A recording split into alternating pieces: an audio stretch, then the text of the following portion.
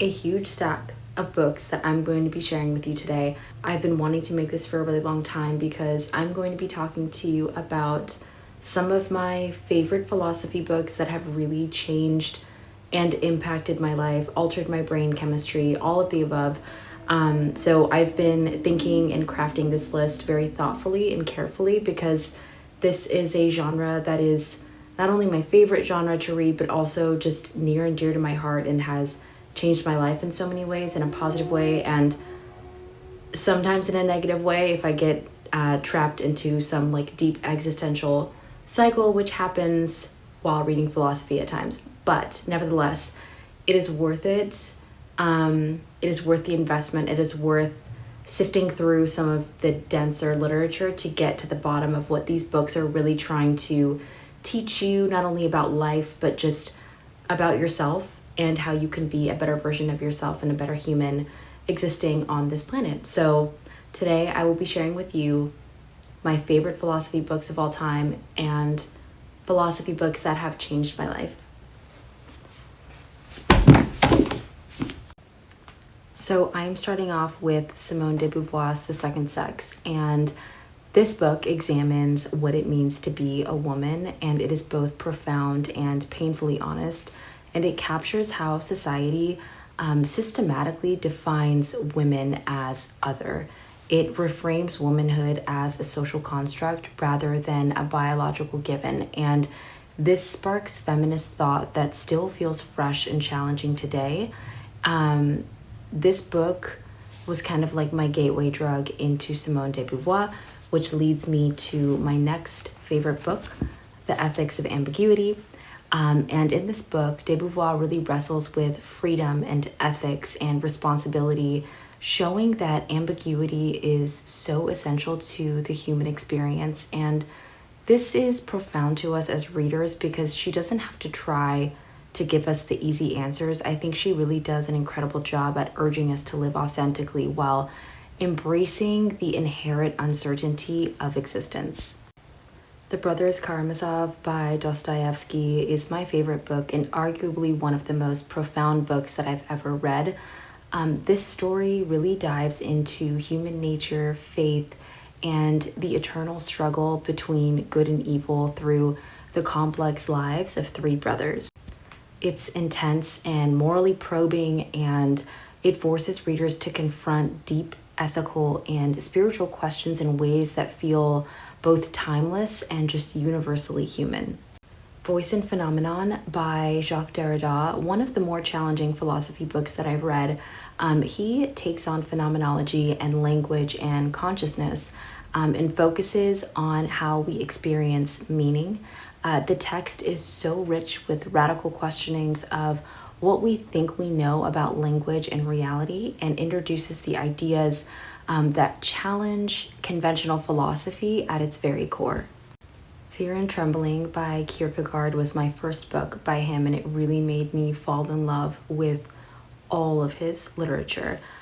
This uses the story of Abraham's sacrifice, and Kierkegaard unpacks what it means to have true faith. I think he really forces the reader to consider the cost of faith and how it demands just a terrifying and absolute trust in something beyond reason or moral understanding. And I think that even if you're not a religious person, I'm not, this book is so incredibly profound, and it sheds a light on faith, and not just in a spiritual sense, but also within yourself. My other favorite Kierkegaard is Either Or, which I plan to reread this year. And here, Kierkegaard examines two different contrasting ways of life: the aesthetic, which focuses on pleasure, and the ethical, which focuses on responsibility. And the work is accessible, but also profound, as it forces readers to think about how they navigate life's choices within their own life. These two books, as someone who kind of grew up with religious trauma and upbringing, really opened my eyes to explore religion through a different lens. It kind of has like forced me to go down a religious deep dive and kind of like rehash some things from my upbringing that have helped me understand religion and faith and spirituality on such a deeper and almost existential level. But Kierkegaard is one of my favorite philosophers of all time, and him, like Dostoevsky, really tie in religion in their philosophical literature and in their ideas and all of that stuff. And it really helps you as a reader question your own faith and what you believe in the universe, whatever that may be, or what you don't believe in, contrastingly. I don't have this book on me right now, but Meditations by Marcus Aurelius is a cornerstone in Stoic philosophy. And this is a collection of personal writings. It is quiet. It is a reflective guide on how to live with integrity and resilience and purpose amidst life's chaos. And I think that it's a timeless wisdom for anyone who is seeking calm and clarity in their life. The Book of Disquiet by Fernando Pessoa is one of those rare, profoundly introspective books that captures the inner workings of a mind that is struggling with existence itself. It is written as a fragmented diary and Pessoa's alter ego, Bernardo. And this reflects on solitude, dreams, and the meaning of life. And I think what makes this so impactful is how deeply it immerses readers in the feeling of disconnection and quiet despair, yet with a strange beauty and clarity as you read his book. The Republic by Plato is a foundational text in Western philosophy, and Plato's dialogue explores justice and the ideal society and the nature of reality. Its allegory in the cave alone is worth reading, and it will leave you questioning your perceptions of the world and how you exist in this world around you. There are two books by Slavoj Žižek that I really enjoyed, Surplus Enjoyment and The Sublime Object of Ideology. In that book specifically, Žižek blends psychoanalysis, Marxism, and even pop culture to explore how ideology shapes our desires and our perceptions. And I think that it's compelling because it doesn't just critique ideology, it really digs into why we're drawn to it. And it reveals just the psychological power that it has over us. Surplus Enjoyment. Here in this book, Žižek takes a deeply psychoanalytic and philosophical approach to modern life, interrogating, the ways in which we desire and ideologically shape how we live. I think that this is a very eye-opening exploration of contemporary culture, and it really challenges readers to rethink the systems that we often take for granted. The Myth of Sisyphus by Albert Camus, essays on the absurd that focuses on how we find meaning in a meaningless world. And he uses Sisyphus as a metaphor for human resilience. I think that this book is deeply moving because it embraces life's futility and argues that the struggle itself is what gives us purpose in this world. I think that this is my favorite book by Camus. I have lived a very Sisyphusian existence for the large majority of my life, and this book was incredibly eye-opening and insightful and made me feel less alone in this struggle. Being in Time by Heidegger. This is Heidegger's exploration of what it means to be, and being dives into the essence of our human existence and our relationship to time. And I think that this is impactful because it challenges us to think about life not just as a sequence of events, but something that is so much more fundamental. I think that this is a deeply personal journey toward authenticity and living a more authentic life. Aphorisms on Love and Hate by Nietzsche is a short collection that offers Nietzsche's sharp and often brutal insights on human nature. I think that this is unapologetic, it is honest, and it makes readers really confront the raw and sometimes harsh reality of love and hate and the complexities of human emotion. My next Nietzsche is The Birth of Tragedy, and in this book, Nietzsche explores the tension between the Apollonian, which is reason and order, and the Dionysian, which is chaos and passion. And this duality, I think, profoundly resonates with me because it mirrors how I see creativity and art.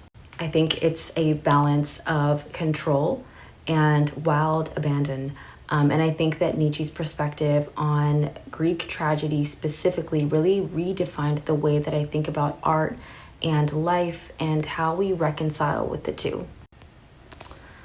The Metaphysics by Aristotle. This is one of the earliest and most foundational explorations of existence itself and what it means to be. He distinguishes between substance and essence, potentiality and actuality. He questions the nature of reality beyond the physical. And unlike Plato, Aristotle doesn't see an abstract world of perfect forms, but rather finds meaning in the tangible ways of the world and the ways in which that things become what they are, meant to be at their very core. This is a very dense book. It's methodical, and it lays the groundwork for centuries of philosophical inquiry into being, knowledge, and causality. This is very difficult to get through. It was for me, at least. And what I found helpful is to read different translations of this. I would watch YouTube videos about this. I would listen to podcasts about this, and really get different perspectives from different people, different translations, and then go back and read it myself, take notes. I have like almost an entire moleskin full of philosophy notes that I take while reading, just for my own reference and just to kind of like unpack the way that I interpret books and the way that I am really soaking in all the information in what I'm reading. And so if you're wanting to take on a more dense book like The Metaphysics or Being in Time or Voice and Phenomenon by Derrida, I think that it's really important to gain other perspectives from different translations and different people who have also read the books. And for me, it was about like asking people and searching for other perspectives from people who are way smarter than I am, and it helped significantly in my own understanding when reading these books. My next, Nietzsche, Beyond Good and Evil. In this book, Nietzsche dismantles the entire Western traditions of morality, and this exposes it as a construct born from weakness, fear, and herd mentality. He argues that the world isn't divided into objective good and evil, but rather that these are inherited ideas imposed by religion and power and structures that are really there to control our thought and behavior. Instead, he calls for a reevaluation of values, and it pushes individuals to break free from outdated moral frameworks and create their own meaning. I think Beyond Good and Evil is almost an intellectual earthquake, if you will, that is an act of destruction. It's almost like a philosophical wrecking ball that is aimed at certainty itself. Gravity and Grace by Simone Weil. Weil's Gravity and Grace is paradoxical and deeply spiritual. It is a text that exists at the intersection of theology, mysticism, and raw human suffering. She sees gravity as the force that binds us to the material world, and ego and desire and self-interest, while grace is the fleeting, transcendent force that really lifts us beyond it. And I think through these fragmented poetic reflections, she really explores suffering and beauty and attention and the longing for the divine. And I think that this book doesn't really seek to explain faith, but to live within its contradictions. And it makes it one of the most hauntingly profound, beautiful, and spiritual meditations that I have ever read. I don't have this book on me, but Madness and Civilization by Michel Foucault is about a history of mental illness and an excavation on how society constructs madness to define what is essentially rational. He examines how institutions from the Middle Ages to modern psychiatry have controlled and marginalized those who are deemed insane. He shifts from medieval exorcisms to the asylum and then to the clinical gaze of modern psychiatrists. And it is a book that is about power and how those in control dictate what is sane, what is deviant, and what is worthy of being silenced. And I think that reading it, you begin to see that madness is not just a medical condition, but rather a shifting, constructed concept that is designed to uphold societal norms. Meditations on First Philosophy by Rene Descartes. This is a very foundational work by Descartes that embarks on a journey of radical doubt. And this really strips away all of the assumptions to find absolute certainty in his famous declaration, "I think, therefore I am." And I really think that this book taught me the importance of questioning, my own beliefs and how to build philosophy that is rooted in reason. It is both intellectually deep, and I think that it is a great exercise and personal exploration of existence and how to exist as a better human being in this world. Being in Nothingness by Jean-Paul Sartre is an existential masterpiece that examines freedom, responsibility, and consciousness. I think it really forces readers to confront their own freedom and the nothingness at the heart of identity, which really challenges us to create our own meaning in this world. This is a very dense book, but it is so incredibly rewarding if you are able to sift through this. And I would take a similar approach the way that I did with the metaphysics and other denser philosophy books, where you're getting different translations, getting different ideas from people who've read this before, taking notes, and just kind of taking this approach with dense philosophy like this. A Breath of Life by Clarice Lispector. While not strictly a philosophy book, A Breath of Life is an existential meditation on creation, identity, and the nature of existence. Clarice Lispector writes with such a raw intimacy that reading her feels like you are being exposed to the very essence of thought. This book is so profound in its simplicity and just the staggering way that she dives so deep into prose, literature, writing, existence, emotions. And anytime I read Clarice Lispector, it feels like she is creating her own language and creating words, feelings, and emotions that don't even exist in the human language. And it's just something that you either feel or you don't. And I think that is why the people who stan Clarice Lispector like I do, we all kind of share a similar almost ambiguous emotion that we can't really put into words, but she does. She makes me feel understood. I have read just about every single one of her books. It's not philosophy. It is philosophy adjacent, and it's almost genre bending in that way, similarly to Fernando Pessoa, which I really, really enjoy. I would argue that I love this type of philosophy in this type of genre just as much as a traditional philosophy book. If you've not read her, I genuinely want to make an entire YouTube video book section dedicated to Clarice Lispector. Her books have genuinely changed my life, and I really believe that they will change yours too. If one of them doesn't do it for you, explore different ones. Again, I think I'm going to do a video just on her to kind of like explain to you about each book, why I love them, what they're about, and then you can kind of pick and choose which one speaks to you the most. We're almost done, you guys. So, Nausea by Jean-Paul Sartre. This novel follows a man's existential crisis as he grapples with the meaninglessness of existence, and this book captures the unsettling and almost physical feeling of being confronted with pure existence.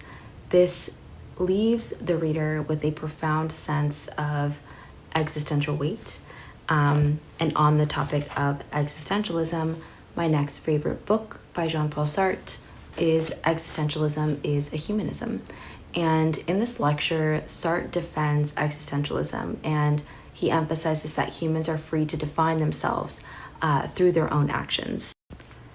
It really insists on personal responsibility and agency, encouraging readers to embrace freedom as a way of shaping their lives. And I think that this is a great philosophy book to start with if you're newer to the genre, and it's also nice and small. You can read it quickly, and I think it's easier to digest than some of the other denser philosophy books.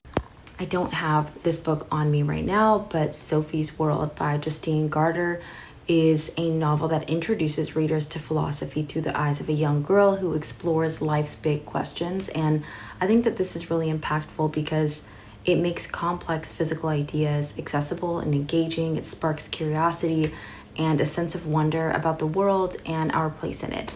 I read this book when I was a teenager, and this was kind of my gateway drug into philosophy, and it sparked my initial interest at a very pivotal and formidable time in my life. Okay, the last book that I have is The Trouble with Being Born by Émile Coiron, and this book, he breaks down the components of birth and death. He writes about God and religion, suicide and suffering, and just the temptation to silence the different thoughts that enter our minds as humans. And it is a very dark, heavy, existentialist type of book, so I don't recommend reading this if you are in a dark space emotionally. This took me some time to read because I tend to always be in a darker place, and I really wanted to take my time and take a step back and reflect on what I was reading. But this is such a profound work in existentialism. His other books are incredible as well, but I highly recommend, if you are to start with Coiron, to start with this one, The Trouble with Being Born. The last thing I want to say before I depart from this very long section of philosophy is that do not let philosophy intimidate you. I think that philosophy tends to be this very intimidating old boys club of hierarchical intelligence, and it's not that. It can be challenging. I think that a lot of times people approach philosophy through the lens of trying to answer all of the questions that these books ask and almost demand of you. But the reality is, the point of philosophy is to not know. It's to challenge your own beliefs, your faith, your viewpoints, your morals and your values and your ethics, and just the way that we exist on this earth. And so I recommend approaching it that way. Sit with the questions, think about them, reflect on them, but don't think that you have to come up with all of the answers. I also think that if you are new to the genre, there are a lot of subgenres within philosophy, and I think that it's important to explore the different areas that really speak to you and that interest you, because if you're going to read a whole book on Marxism and you have no interest in that type of philosophy, then you're going to get bored really easy, and it gets dry and dense and just miserable. It's a miserable time. But if you're interested in feminism, read Simone de Beauvoir. If you're interested in religion, read Kierkegaard and Simone Weil. Figure out what sparks your interest, what sparks joy, and start with that and see what speaks to you and see what you really find yourself enjoying. And then you can dive a little bit deeper and expand your horizons. And I think that's all I have to say. This genre means a lot to me. It's my genre of choice, my drug of choice. I love the way that it makes me think about life, and I hope that it does the same for you as well.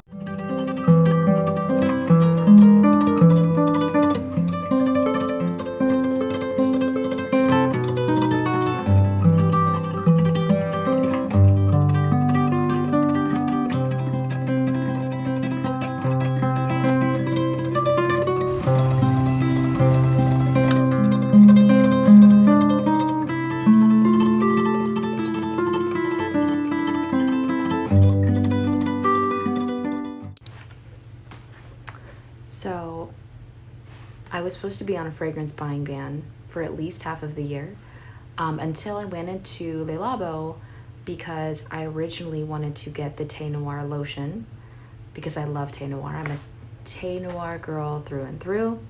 And then the person at Le Labo seduced me into trying a fragrance that I had no intention of trying. And in fact, I avoided from such a pretentious state, because a lot of people wear this, not a lot, but it has a cult following for sure. So I told them that my favorite fragrance of all time was Molecule, and he was like, oh, you have to try this one, you have to try this. I'm like, no, it's okay. He's like, just try it, fuck around and find out, right? So I did, because it's fragrance, and I gave into peer pressure and I tried it, and I fell so hard for this fragrance. So I'm going to tell you about it briefly. I will also say he like hooked me up with a nice discount and some samples, which I love. So this is it. I'm such a bad unboxer. I'm sorry. This is like not aesthetic at all, but whatever. It's okay. I wrapped her in a little bow because I ended up getting her on Valentine's Day, which I thought was perfect because I really wanted to treat myself. And I had a sample of this for about a week and like blew through it because I was obsessed. So I was like, okay, this is not impulsive. When I fall hard for a fragrance, like I fall very hard. This has only happened to me like 3-4 times. This is like the 4th time. Yeah, I love this. And I know why he recommended this, because Molecule only has 1 note and it's ISOE Super, and another 13 has ISOE Super in it. So it's very much one of those fragrances that you might be anosmic to on your own skin, but other people around you smell it. I smell this on me. And it's like if Molecule had a glow up and she wanted to be a little bit more pronounced, that's another 13. And I'm the kind of person where like, if I fall in love with a t-shirt, I will buy it in a million colors, except that one color is black because I'm a creature of habit. But when I like something, I love something. And when I love something, I'm very loyal and I am very dedicated. And that's kind of how I am with fragrance. So let me tell you about her. So not every scent moves me the way that another 13 did. And I feel like this fragrance is subtle. It is atmospheric. It has a quiet presence that lingers, like a half-remembered dream, if that makes sense. It's very intimate, but expansive. It's addictive and sensual and esoteric, but it feels deeply familiar. And it is a scent for people who deplore small talk and crave conversations that are deep and profound and insightful. It is for those who find beauty and ambiguity, and for those who are drawn to androgyny and androgynous scents. And I really thought that this fragrance would be very fleeting, as a lot of second skin fragrances are, but its sillage was so powerful, lasting like anywhere between 6-7 hours, and it very much mellowed out into a typical quintessential classic second skin fragrance.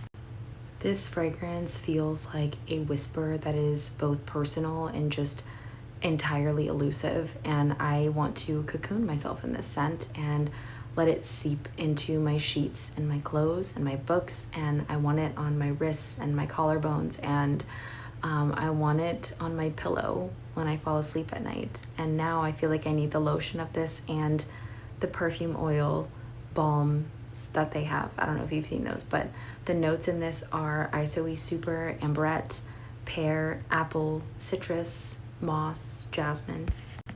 In any case, this is how I treated myself on Valentine's Day.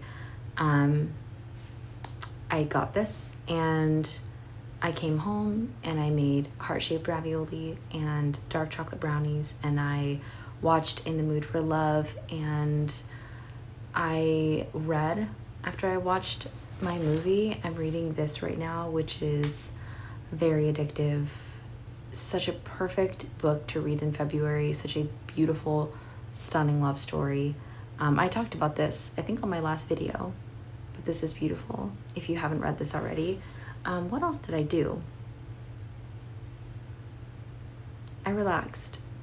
It was gloomy and rainy, so it was just like the perfect way to treat myself for a night in, relaxing, doing all of my favorite things.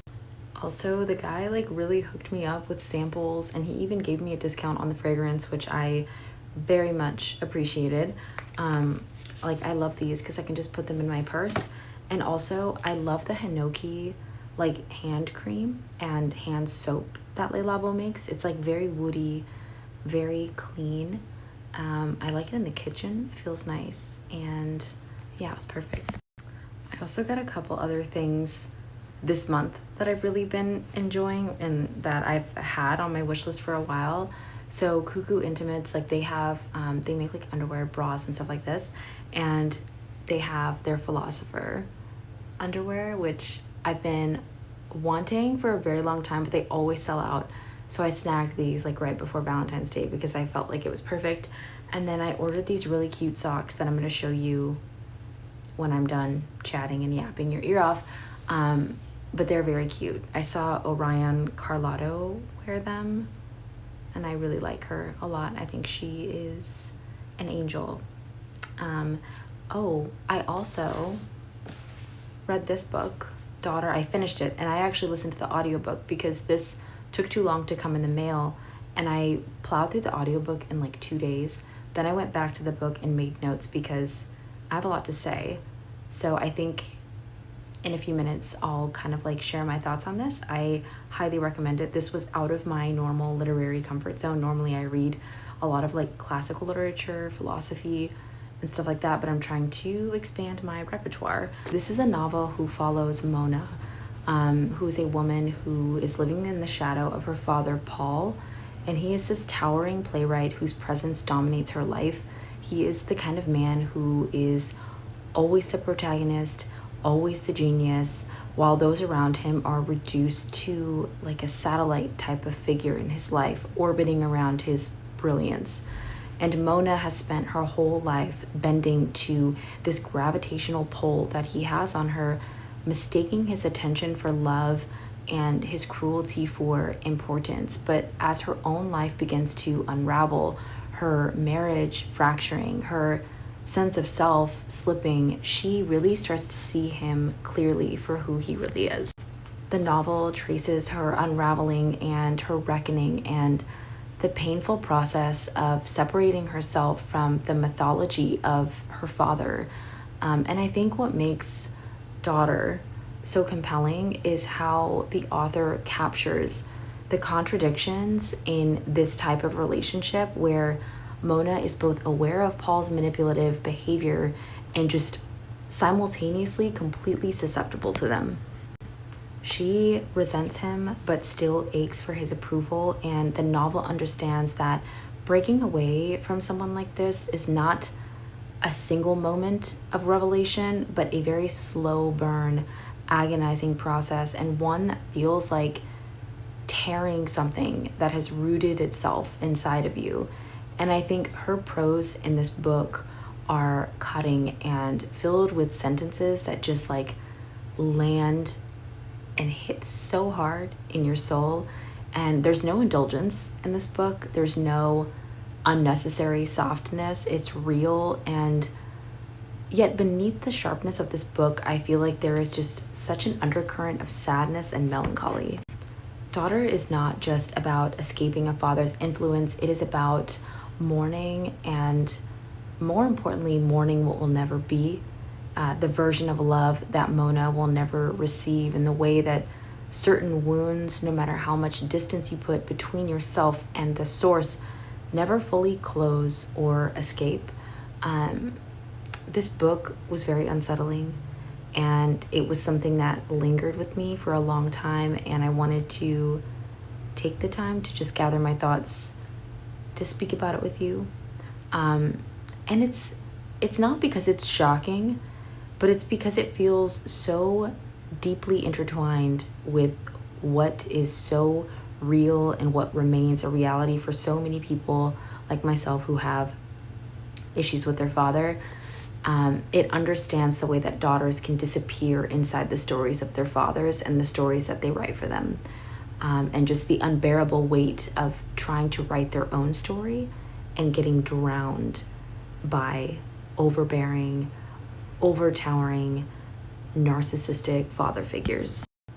As much as I enjoy reading a book, like cover to cover in a traditional sense, the audiobook really spoke to me more so than the book, because I kind of like skimmed my way through this after I listened to the audiobook. Reading this allowed me to kind of like make notes, annotate, gather my thoughts, but listening allowed my mind to revert back to my own childhood and my own experiences as a daughter with a very narcissistic, absent father, who had very similar conniving tendencies as Paul. This book really impressed me, and it really made an impression on me. And I think it's mostly, I mean, Day's writing is beautiful, but I also think that it's an amalgamation of the prose in this book while simultaneously having such a very similar experience to Mona. This is why I love books. I think this is why a lot of people like books, because when you can connect and when you see aspects of yourself in literature, there is a level of healing that takes place. And even if it's not healing, I think it just allows you to maybe gain a certain type of closure that you might not have otherwise. So I recommend this a lot. I recommend the audiobook, surprisingly, if you're looking for a very addictive, very easy to read, one that will keep you up until 2 a.m. to just finish and find out what happens type of book. This is the one for you.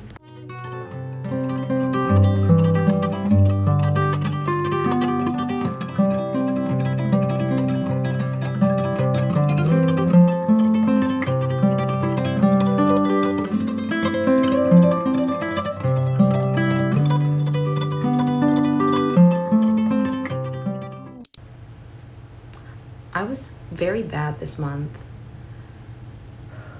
because I told myself that I was not going to buy into overconsumption, and I feel like I treated myself to more than I usually do. I must have been very depressed, but I'm going to share them with you because some of the things that I got have been on my wish list for well over a year, and I got this award at school, and then it was Valentine's Day, and then it was just like that intertwined with melancholy and every other excuse that I can think of in the book compelled me to splurge on myself. But anyways, let me tell you about them. So I really love Salter House. I specifically love like their nightgowns and their night dresses and like some of their home goods stuff. I actually thrifted this like night dress situation, which I'm very excited to wear during springtime because I always wear black. Always. If it's not black, it's like a deep, dark chocolate brown or a gray or a navy blue. Like I wear a lot of very dark colors, but in the spring and the summer, I get really excited to wear like white linen dresses and night dresses and things like that. And I love like their night gowns because there's so much detail on them and they have embroidery and they just make me feel like a gothic Victorian ghostly princess in the spring and in the summer. So I thrifted this. This is the Lorna. They're sold out of this one. So I got this for a really good price, secondhand. But they do have one called the Pinafore and they have another one called the Sophia, which I really love. It's like very inspired by Marie Antoinette. I also got this little like horse comb, which I made trinket. Like I love collecting trinkets. I love like adorning my bookshelf and my mantle and like all of the little spaces in my home with just little things, like sentimental things. And I love combs and brushes. So this I thought was really cute. And then I also got this candle. It's called Bathers. And I smelled this in the store because they were burning it a few months ago. They were burning this and I really, really loved it. It has These are the notes. I'm going to read them to you. Long baths and creamy lotions. After the lake, a luxurious scent, sandalwood, musk, pepper, and rose. This is very much like a spring, summer fragrance, or candle, sorry. And it just reminds me of like springtime. Like when spring has just begun and you're excited for warmer weather and picnics, and you know that summer's around the corner as well. And I'm not even like a spring summer girl at all. I'm very much like autumnal winter. But during this time of winter, when it's like the end of the season and everyone is craving warmer weather and lakeside picnics and walks in the park and all of that stuff, I get very much into this sort of stuff. I also feel like the Another 13 that I got from Le Labo just very much like fits this vibe of like clean, fresh, like airy, light, delicate, I don't know, ethereal. That's the word I was looking for, ethereal. All of these things make me feel very ethereal and very much like a fairy who dreams of living in a tulip. And then the socks that I got earlier like came with these really cute stickers. These were free.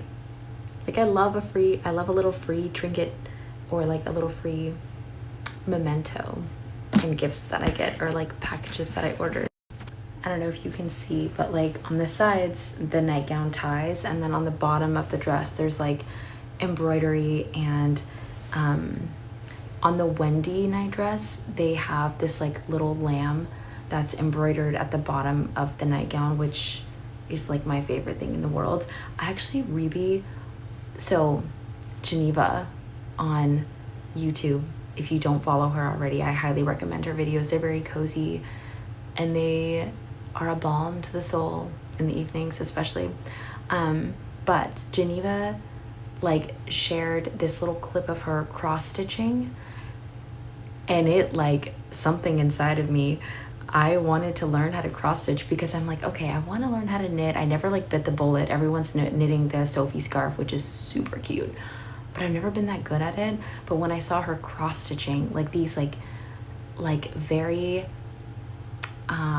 delicate Victorian like lettering, I was like, oh, I want to do that. Because think about like gift bags that you can gift to friends that have their initials on it, like something they can reuse, or on your own clothing. I thought was super cute. So I feel like I kind of want to get, she recommended this book, I think it was called like French Antique Cross Stitching or Lettering or something like that, but I kind of want to try it. It feels like a very nice like spring activity to get into. I think that's all I have for you today. This was a very long video, so I hope that you enjoyed it. I feel very happy with like some of the things that sparked a ton of joy over the past couple weeks, especially after like being sick for almost 3 weeks. My like little thrifted night dress and this book that is like making me crave love and yearning, and my beloved fragrance. I feel like these are all the things that I love so much. So I hope you're having an incredible weekend, and I hope that you are able to treat yourself either with books or a new recipe or a night dress or a fragrance or anything that is going to make you happy and bring you joy throughout the week and weeks to come.